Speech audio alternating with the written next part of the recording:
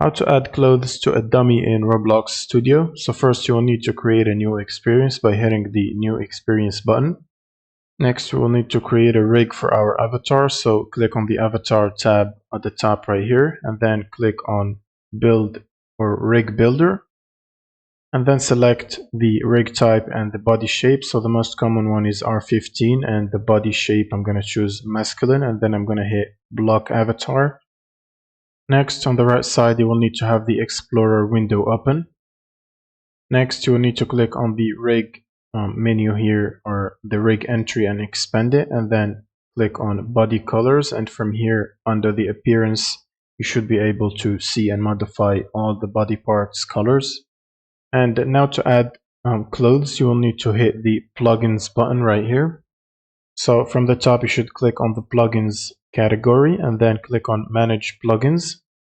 Now you'll need to click on the plus icon right here, and on the left side you should select plugins from the drop down, and then you will need to search for the word accessory or accessories right here. Press enter, and then you will need to click on this one, which is accessory inserter by Colo MC. Click on the plus button and it should install it, but I have it already installed.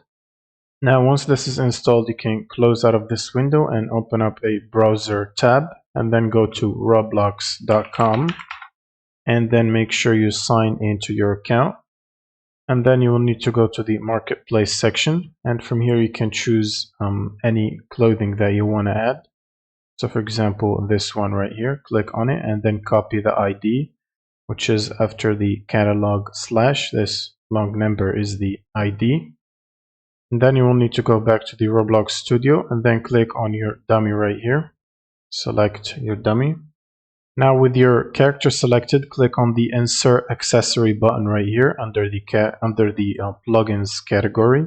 And this window should pop up. Now you want to paste the ID you copied from the website and hit apply.